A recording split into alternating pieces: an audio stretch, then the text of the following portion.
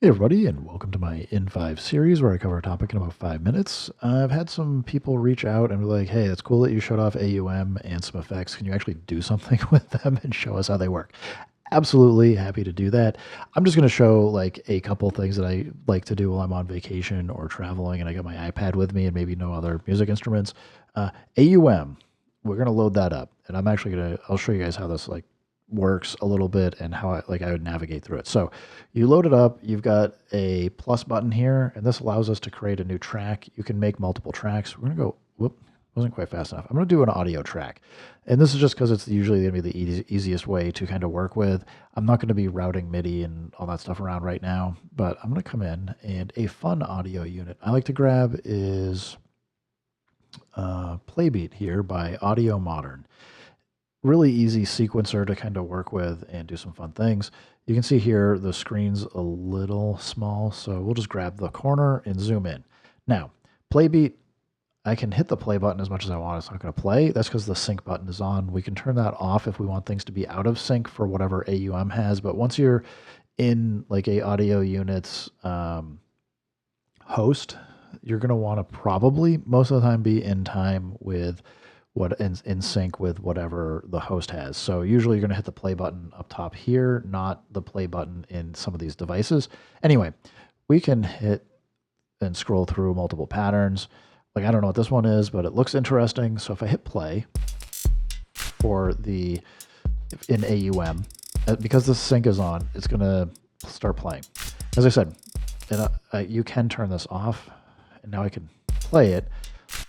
But if the BPMs are out of sync or the transport controls aren't going to be synced up. So you can get some like weird effects where the BPMs are different. I am not saying don't do it. Like absolutely go mess with it. You can get some really fun effects and get things to sound really weird, but it may not be what you want. So I'm going to leave sync on.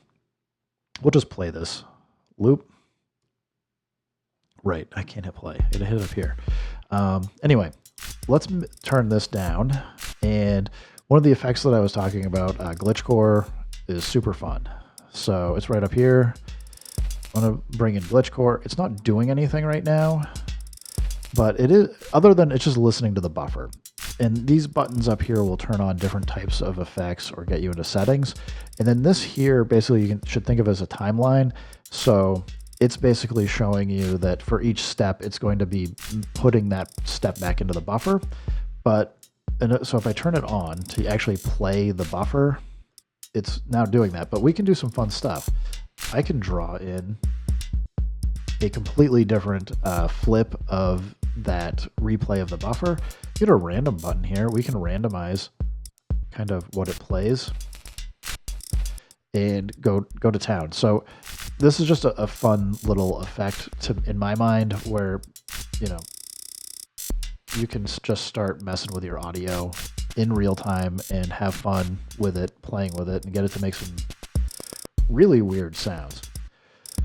Anyway, on top of that, the other one I want to talk about is that I frequently like to mess with is the Bit Maestro. It's pretty fun. So to add in another effect here, you can kind of double tap and you get a new plus.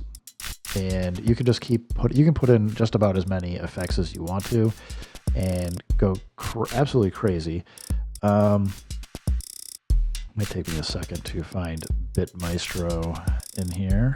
Here we go. So it can be loaded as an effect plugin or a music effect plugin. I don't know. Maybe somebody could drop in the comments what the exact difference is between the two. We'll go effect plugin. But this is a 8-bit effect. And as I said, it's kind of like the auto biscuit.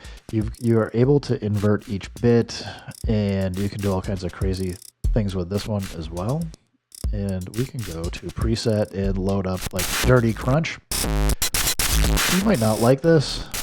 Maybe you do like it.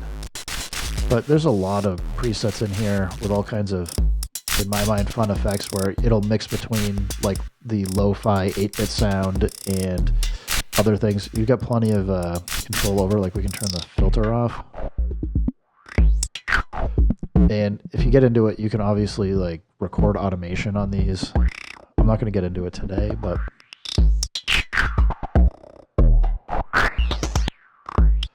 get nuts. Anyway, as I said, this is,